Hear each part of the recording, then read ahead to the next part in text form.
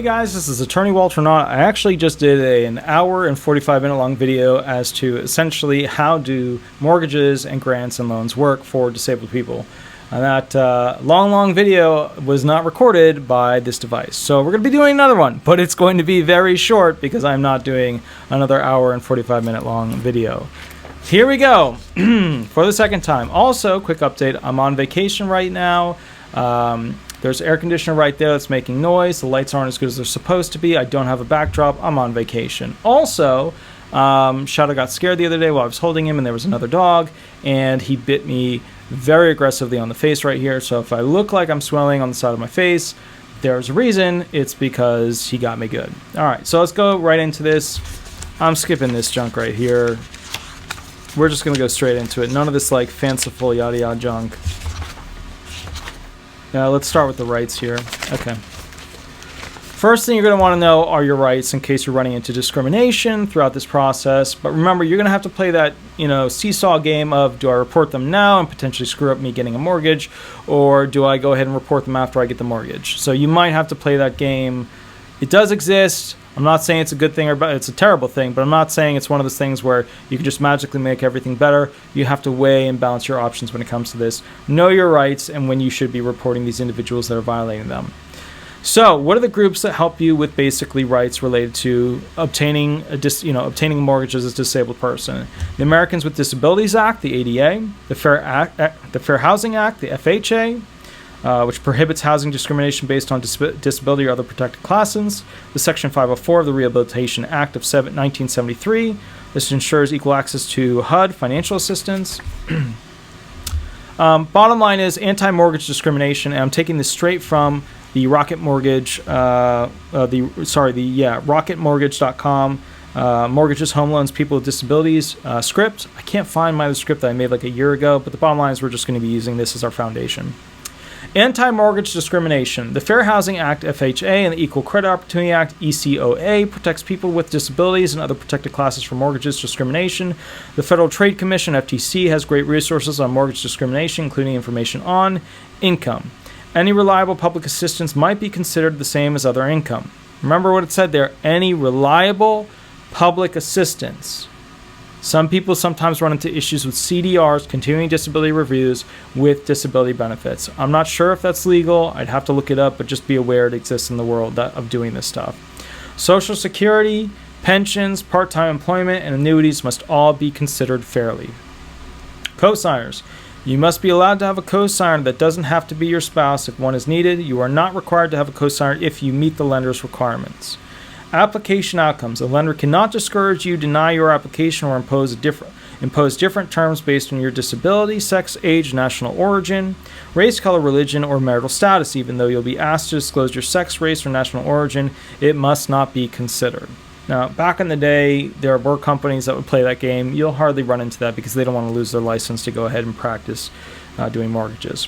Questions. Mortgage lenders are not allowed to ask. Programs like SSI, talk to a home loan specialist. Wait, let me read that again. I don't think I read that properly. Wait a minute. Did I flip this correctly? No. Questions. Mortgage lenders are not allowed to ask. There we go. Any questions related to your condition or disability, or ask you if you're planning to start a family, etc. However, they are allowed to ask about divorce, ethnicity, race to make sure minorities aren't routinely being denied and pending lawsuits. Okay, but remember here, I have seen that CDR thing being used as to whether or not you have a CDR coming up. I don't know if that's legal or not. It's probably illegal, but just be aware that's something to do some research into. Violations can be reported via ECOA violations, Consumer Financial Protection Bureau at 855-411-2372, and the FHA violations, HUD complaints at 800-669-9777, TDD 800-927-9275. Reasonable accommodations, HOA and neighborhood. If you're looking to make home modifications, know that under the ADA you have the right to make reasonable accommodations to your residence, which should take precedence over aesthetic guidelines or policies upheld by a homeowners association, HOA. That's surprising considering HOAs are going to one day be able to control the United States. Or we could all band together to destroy HOAs and those who seem to believe that they are the right choice even though they're actually harming them in the long run. People, this falls into the whole, should I rent?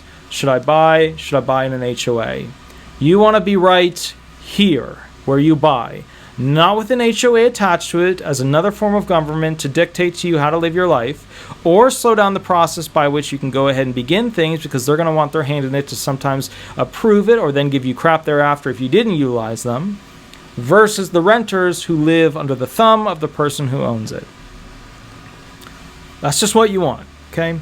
Also, you have the right to reasonable accommodations in HOA facilities like pools and gyms. Your HOA cannot interfere with your right to have your service animal. ADA statutes also apply to the public sidewalks and streets outside of your residence. So it's not just your home, but it's also what's around your homes pertaining to HOAs. Also consider these FHA standards when looking at condominiums and multifamily house public and communal spaces. Accessible entryway doors, mailboxes, parking, switches and outlets, working ramps, railings, and elevators. Usable bathrooms, kitchens, and other common spaces are included as well. If you have experienced housing discrimination, if you have experienced housing discrimination, you can reach out to your state-specific programs or HUD. The Fair Housing Assistance Program, FHAP by state, the Fair Housing and Equity and Equal Opportunity Program, the FHEO, and the HUD Fair Housing. You can call them toll-free at 800-669-9777 or TTY 800-927-9275, or you can file a complaint online. There's also an option for mailing a letter in, but you're going to call them or you're going to submit something online. Consider a HUD housing counselor. Seeking assistance from a HUD-certified housing counselor is a great idea if the process is new to you or you just want additional guidance. Counselors are available to no cost based on what you can afford.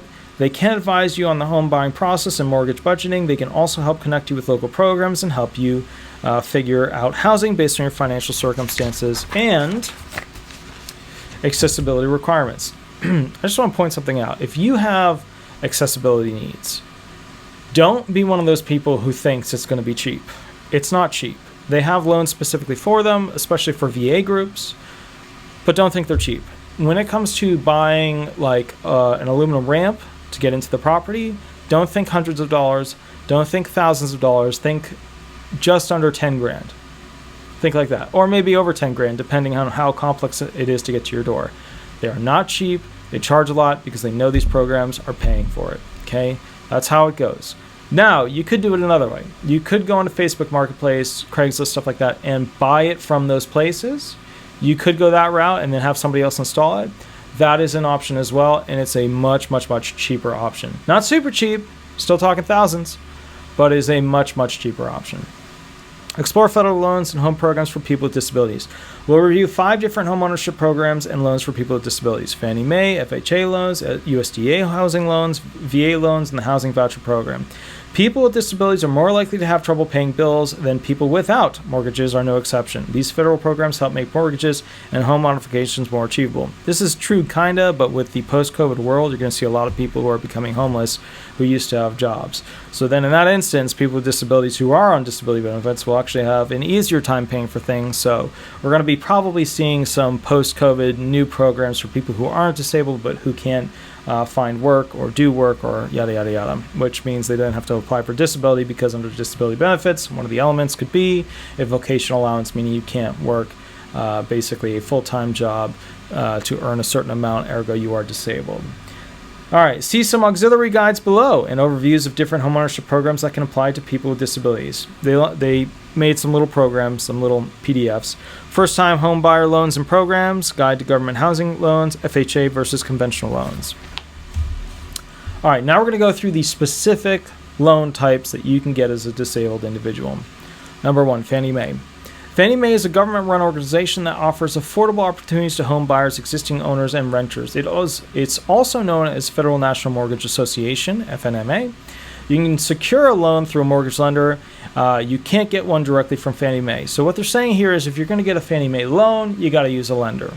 And they're saying that this makes it fair because then everybody gets to have a marketplace where you can go ahead and shop for a loan. The government did it this way because, in my opinion, they weren't thinking.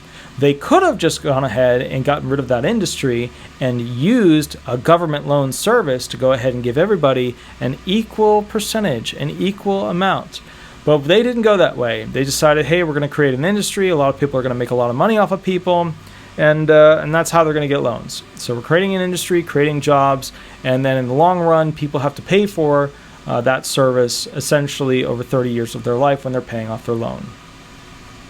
As opposed to trying to create more home loans by having one fair rate and the government is the one who's the dealer with it.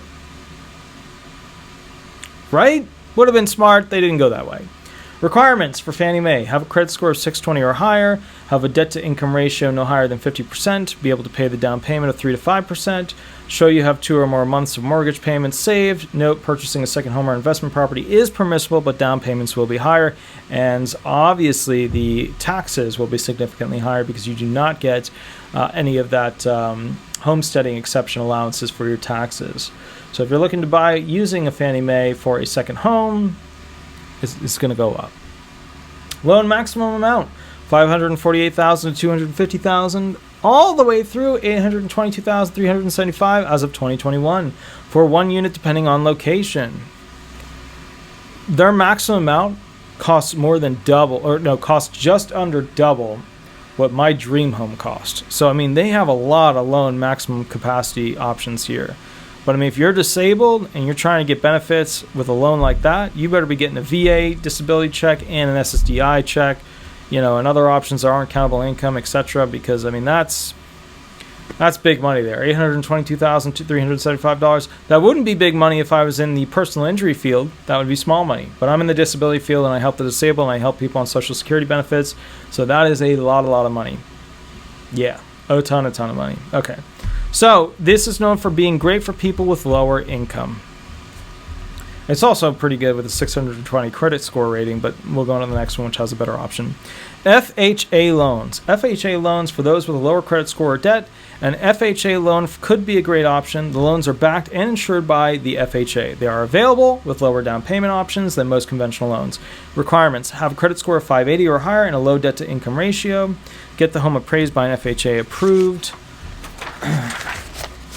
appraiser, complete a home inspection report, occupy the property within 60 days of closing. Note, you cannot get a loan for an investment property or second home. So with this one, and they put it here, loan maximum dependent upon the area starting around $330,000. The point here is this is great for people with a poor credit score. They put great for people with a poor credit history. But the difference between 580 credit score and a 620 is not a big deal. So if you're in like the 300, 400s yada land or low 500s, none of this stuff is going to work for you. You got to be 580 or up. Before we read through the rest of this, you got to be 580 or up. Housing Choice Voucher, HCV. Homeownership Program. HUD's homeownership vouchers can help pay for homeownership costs and mortgage payments. Families or individuals with disabilities do not need to meet the specific income and employment requirements that people without disabilities must meet. Okay? Requirements: be a first-time home buyer, attend and complete the Public Housing Agency's PHA counseling program, and meet additional requirements depending on your situation. We recommend seeking guidance for PHA counselors. Great for people who need mortgage assistance, right? So that's just like generalized one. USDA home loans. Two important USDA loans to know are the Single Family Housing Guaranteed Loan Program and Single Family Housing Repair Loans and Grants. The Housing Guaranteed Loan Program provides loans to low-income applicants to live in eligible rural communities. The housing repair loans provide funds to improve, repair, modernize, and remove health hazards from homes of those who have low income. Rocket Mortgage does not offer USDA loans. They put that in there because basically this is a Rocket Mortgage article that I'm reading about from Quicken Loans. This is going to be my basic script outlining them, just throwing in annotations as you need them to know about like the tricks and issues you're going to run into. USDA Single Family Housing Direct Home Loans. This is another one. Requirements, or rather, this is the same one, sorry. Requirements: provide proof that you don't have access to safe, decent housing and you're unable to secure a loan from other resources. Agree to occupy the space as your primary residence. Be a citizen or meet non-citizen requirements. Be able to incur a loan's obligation or loan's obligations. Loan maximum, dependent upon the area and financial situation. Great for people who need a home and like a more laid-back lifestyle. It's a cute way of putting it. Alright, whatever. USDA Single Family Housing Repair Loans and Grants. Requirements: be the homeowner and occupy the house, be unable to obtain affordable credit elsewhere, have a family income below 50% of the area median income, and for grants be 62 years or older and not be able to repay a repair loan, Loan maximum of $20,000, grant maximum of $7,500, total maximum $27,500. But remember, there was an important one here.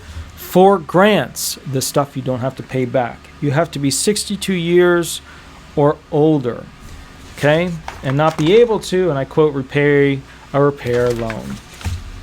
VA loans. Look, these are the people who get the absolute best deal, right? They get a VA disability check, they get a Social Security disability check, they get basically, no down payment option mortgage. These people have the best deal.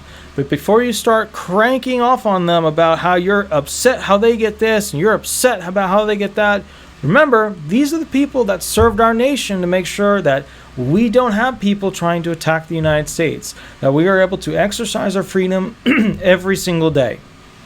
Well, and then the politicians come in and ruin that, but that's something else. The bottom line here is, though, when it comes to this whole VA situation, these people get the best deal, and they should, because of what they do for our nation, okay? If you're a veteran with a disability, there are a variety of programs and VA loans to help you buy or modify a house to fit your standards.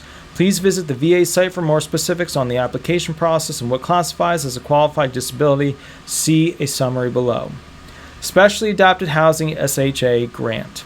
Requirement: own or will own the home and have a qualifying service-connected disability. Loan maximum $90,364 for 2020, so that's not a big loan.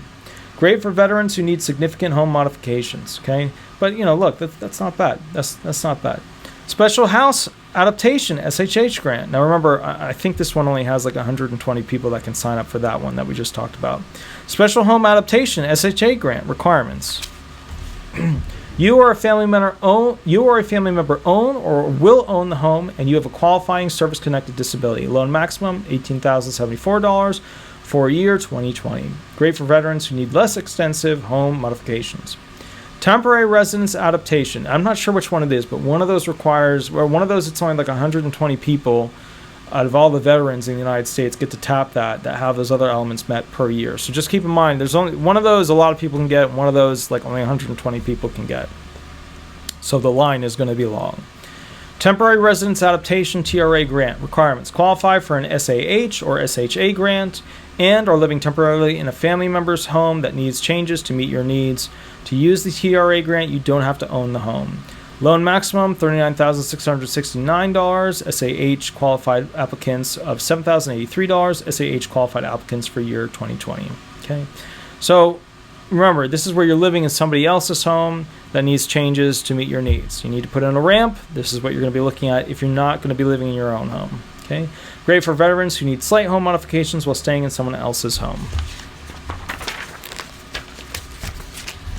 Look into other programs for home buyers with disabilities. Aside from loans and grants, there are some organizations that build accessible and specifically adapted homes for people with disabilities. Let's just skip all the yada yada that they put in. Habitat for Humanity is a global nonprofit organization. You know what Habitat for Humanity is.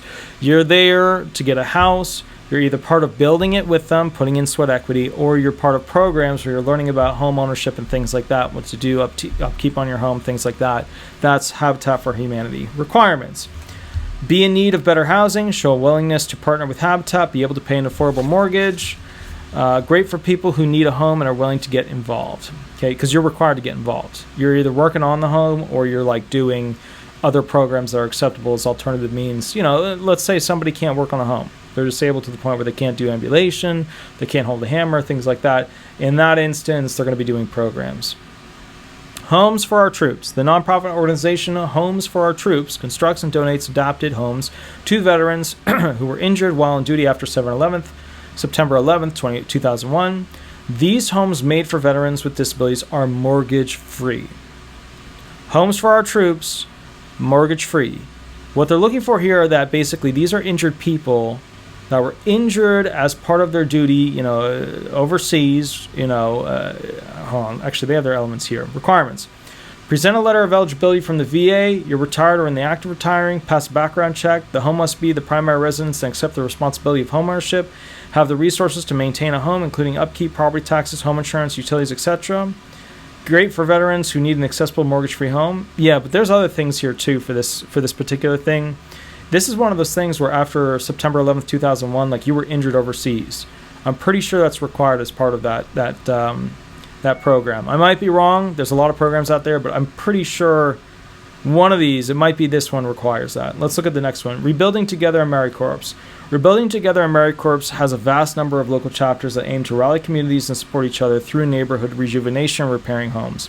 Different chapters have various availability and requirements, so check out your local chapter for more information on how to get involved as a volunteer or recipient. Click here, blah, blah, blah.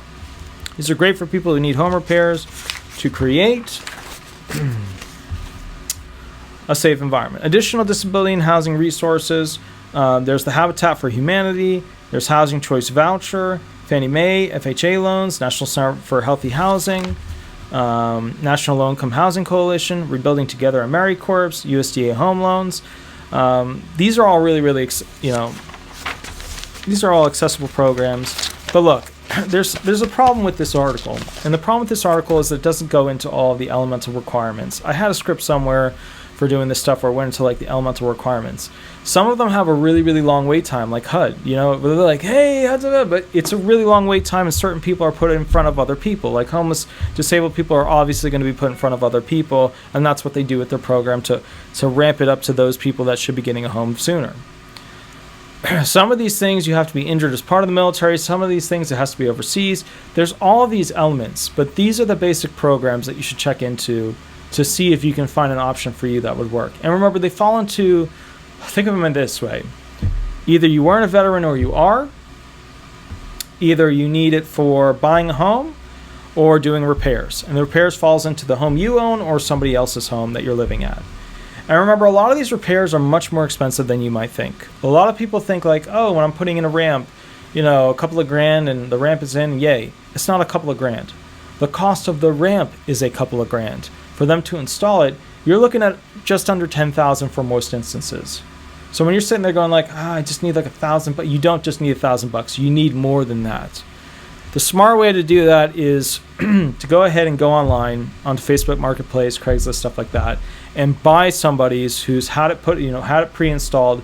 Buy that, have a buddy put it on a truck, drive it over to your place, and then hire somebody that's certified to go ahead and install it. That's the cheap and easy way to do it. Most people aren't going to know how to do that. They're not going to know how to Facebook Craigslist it or whatever, but that's the cheap and easy way to do it. There's another thing you need to consider with ramps, because ramps are the big one that most people have to put in for their impairments. When it comes to ramps, if you live in a hurricane or you live in a tornado area or just a flooding area or whatever, most of these ramps are not made out of marine grade aluminum. Aircraft grade aluminum or other types of aluminum will corrode over time if you're constantly getting a salt-like environment on them. So just to be aware, this is not a for-life thing. They may last 15 to 20 years, but you may last longer than that, and then you may need to change it at that point. So just be aware, if you do this program, you might need it again in the future, and the elements might be different at that time. Unless you do the really smart thing and basically have somebody go ahead and coat them. The top part has a non-skid boating paint, and then the other sides have any aluminum type of paint, but obviously if you use a boating paint, it will last significantly longer. That's the smart thing to do. Get somebody over there to just paint it, non-skid paint on the on the top part, and then basically the sides and things like that. Go ahead and put on just the regular aluminum paint.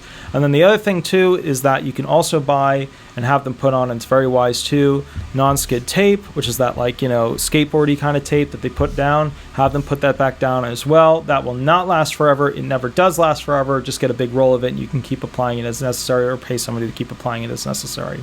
That's the best way to make stuff like that last. Another thing you need to keep in mind is that when a lot of people buy houses and Habitat for Humanity is building something or some other group is building something, they usually use contract grade products. So what makes a great house? A great house is made with high quality products, high quality building, high quality skill, yada yada. The big thing that you're going to run into is that if they're using contract quality, which a lot of people are like, wow, contract quality. No, contract quality is the lowest level. There's premium, medium, low, contract quality. Contract quality is the 5-gallon jug that you just slather on because you don't care, because it's cheap and you're not going to deal with it in 3 to 5 years when it's already being a problem. If you really want to take care of this place, if you really want the home to last a long time, the crust on the outside of the home, the thing that protects it from the elements, is your paint, right? We're talking walls, we're not talking the roof. The roof, you should coat as well. Get somebody up there to paint that stuff on top of it, and then every couple of years, paint more of that. It's a special, I think it's called Cool Guard paint.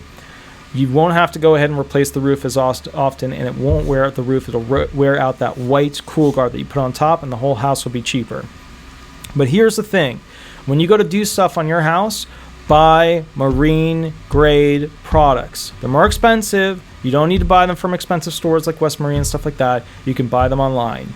If you want to use a sealant, like a caulking sealant or something to put in a hole, 5200 Marine Sealant 3M. 5200 Marine Sealant 3M. There's other products out there that you can use. None of these products I'm talking about are sponsoring me in any way, but the bottom line is 5200 Marine Sealant. Here's the reason why. That is a through-hole fitting sealant. That means that when you put an underwater light on the bottom of your boat, you have to seal it off from water getting around the edges. That's what that is for. 5200 Marine Sealant. Use that stuff. It's going to last longer than you will. Why? Because it's made for significantly more hostile environments, and it is tough. And I mean real tough. Next thing you need to know, when it comes to paints and painting the outside of your house, if you can, use marine grade paints. Use the paints. They're called topside paints. You don't need bottom side. That's the anti-fouling stuff that sits in the water. You don't need that. What you need are top side paints. These are the paints that go on the top part of the boat. Use them on the outside of your door. Use them on the outside of your house because they will last a very, very, very, very long time. You need special mask requirements if you're going to do it yourself, but otherwise hire somebody who can go ahead and do it. But the bottom line is they will last a very long time. A lot of these Home Depot, a lot of these Lowe's, a lot of these Ace paint types that they have, you're looking at 5 years, and then you're looking at, okay, I got to get the whole house repainted again. You're looking at that stuff, okay? And the bottom line is, if you're going to do the paint stuff yourself, they are now coming out with a bunch of handheld, battery pack operated spray paint guns. So that's really, really good because these spray paint guns basically allow you to paint large areas and get in the cracks and crevices without having to have a giant, compressed air system. So that's like the new cheap way to do it. Just make sure you clean it out after every single use. And there's specific things that you use to clean out paint from a tool. Make sure you buy it. It's not expensive. So use marine grade paints. Those marine grade paints on the outside of your house, they'll last around 10 years, maybe 12 years. The Home Depot, the best stuff you're going to get from them usually lasts around 5, maybe 6 years. And then you got to go ahead and repaint the whole thing. So use marine grade quality. Now I want to point out one other thing. If you can afford it, the cheapest way to get them is through eBay. They make 316L stainless screws. What are 316L stainless screws? Well, 316L stainless screws are screws, okay, that basically are made out of the best kind of stainless that you can use that won't rust, so you won't have to replace it again. The wood will be far gone before those screws actually rust, and they won't rust, 316L. There's 3 types of stainless that you can use on your house. There is regular 304 stainless, there is marine grades 316 stainless, and there's 316L stainless, which is surgery stainless. The stainless they put in your body, 316L stainless. If you can get 316L screws, use that, and use that. They're more expensive, but you will never have to go ahead. You will never have to go ahead and replace them. You'll have to replace the stuff around them, but you will never have to replace them. However, remember, if you are using bolts, a bolt and a nut that goes on it, stainless steel does have a tendency to gall, so make sure that everything's perfect so that when you put it on and you tighten it, it's good. You don't ever have to move it, because otherwise getting that bolt to come off, it's a big problem and it can gall, and then it just basically, you just got to cut the whole thing. All right. My name is Attorney Walter Knott. I hope this helped you guys out. I made a huge hour and 45-minute long video, and then the thing wasn't recording properly. It shut off. So I hope this helps you. I'm on vacation right now. My face is swelling. I can feel it from where Shadow bit me, but everything's fine. We will continue forward, and we'll go from there. Please remember, leave 5-star reviews. Like, subscribe to the channel. All this stuff helps me to compete against the mega big box firms. All right? Have an absolutely wonderful day, and thank you so much. Bye-bye.